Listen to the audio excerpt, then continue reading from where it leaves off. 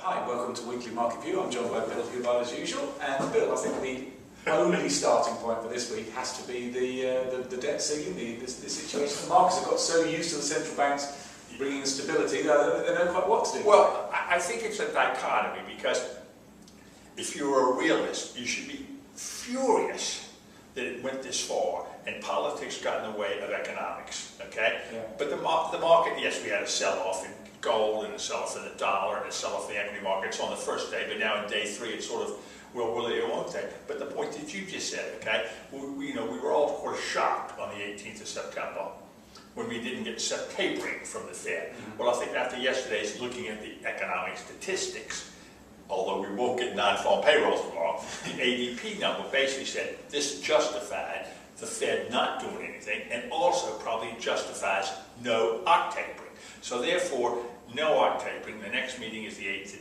December. Then we've got the 31st of January when we get the new Fed chairperson. So that's sort of wiped out. So maybe if you're looking from the Fed standpoint, they probably won't do anything until maybe the March meeting.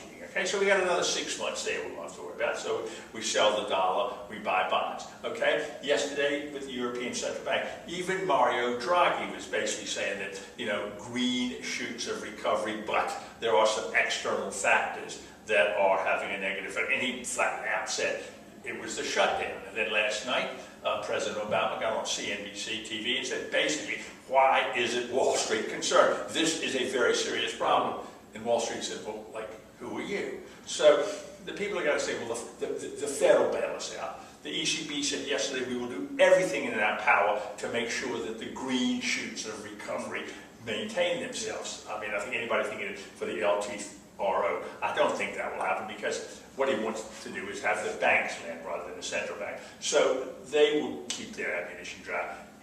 Bank of England said nothing today, but we did have Carney last week basically saying, if we get about quantitative easing, yes. And we got a very good PMI. So the Bank of England is not going to raise rates.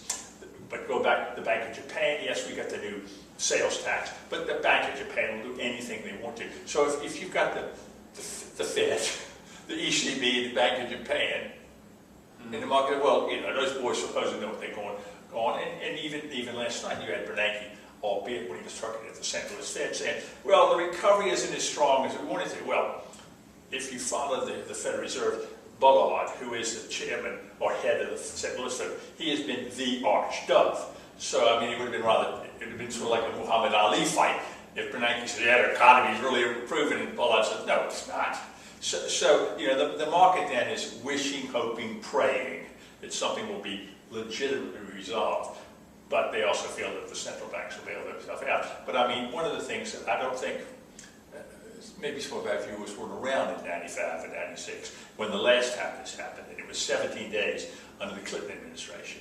Well, in that money, it cost the U.S. economy $1.7 trillion, and basically would have taken almost 0.6% off the GDP number. Well, I mean, even yesterday, I think Goldman Sachs was saying, if this goes the same length, we're talking 0.9% off the GDP. Well, that's going to have a dramatic global effect on the recovery. But going back to that, Tom, I mean, even then the markets, although they sold off initially, didn't recover back, didn't they? Yeah, of course they did. And I feel like the economy is in probably a better state generally, isn't it? And it has got a lot of support, as you say. So. Well, you do. If you were like Bill Gross at PIMCO and running a bond fund, the best thing that happened to them was August 2011, when the U.S. lost the AAA rating. And if we can remember, just back in May of this year, the Treasury 10-year was 1.62%. So that was, who cares? But the simple fact is, you've seen selling of the dollar, selling of gold. Maybe you have some repositioning, because it is just the first 3 days of the fourth quarter in reference to hedge funds or real money accounts. But the simple fact is that you're going to buy bonds, okay? And last night, the Treasury 10-year traded at 259. Well, just 3 weeks ago, it was 302, and everybody's saying, well, 3.25, 3.5, such and such and such and such. But I mean, even you had people like Stephen Major at HSBC and several other people saying, if it gets 2.75, 3%, shoot him in. And even Bill Gross at PIMCO, although he was negative 6 months ago, has been a major buyer of the global bond market, the peripherals as well. So, and what about the dollar? I mean, obviously sitting above 160 against the pound. I know these are not levels you feel comfortable with. No, not at all. Yeah. And I'll have to say that I have been not pro-dollar, but I've been negative euro, negative sterling. But I mean, you reached a point. I mean, I think it was I'm not a technician, but like 132.87 was the 6 million day moving average or something, So then you had to go from shorting it to buying it, okay? And the same thing with sterling. I mean, it went from 152 back to I think 156.80 or 157.20 or something. Well, right or wrong. I mean, I had to start advising my clients for both a fundamental and technical. This is a buy. Maybe you put tighten your stop levels. But I mean, we go back 18 months ago when Mr. Trichet was still head of the ECB. He was saying 132, 133. That was quote his line in the sand. And even Mario Draghi, when he took over, said we would be concerned at these levels. Yeah. Well, now I mean the last dollar it was like 136 plus. Yeah. Okay, so that is not going to help. No. And if all you got to do is look at the German export automobile market, it's non-existent, okay? I mean, the only thing Germany is exporting are parts for Mercedes-Benz to be made in Brazil and shipped back because it's cheaper, and they get the currency play, okay? So this isn't going to help. And also, even the improvement we're seeing in the UK economy, look at our FDI, look at the trade balance. Well, 160, 162, 163, that is not going to help it in any way, shape, or form. So that's not going to help. And we all know that, every G3, 7, 10, 15 meeting, for the last 20 years has been bitching and moaning and complaining about, the U.S. economy keeping the dollar low to help the economy. Well, it's one of the few things that has helped it. So, so the dollar at this level versus especially the euro and the UK has got to be negative. And even Mario Draghi was saying that there was, although it's improvement, of course he was quite pleased yesterday with the, that all of a sudden he didn't have to worry about a new Italian government. But forget what he said, because I thought the statement from the ECB was more dovish than it should be, but yet we had a major rally. It was a relief rally in the euro, because maybe Silvio Berlusconi will retire.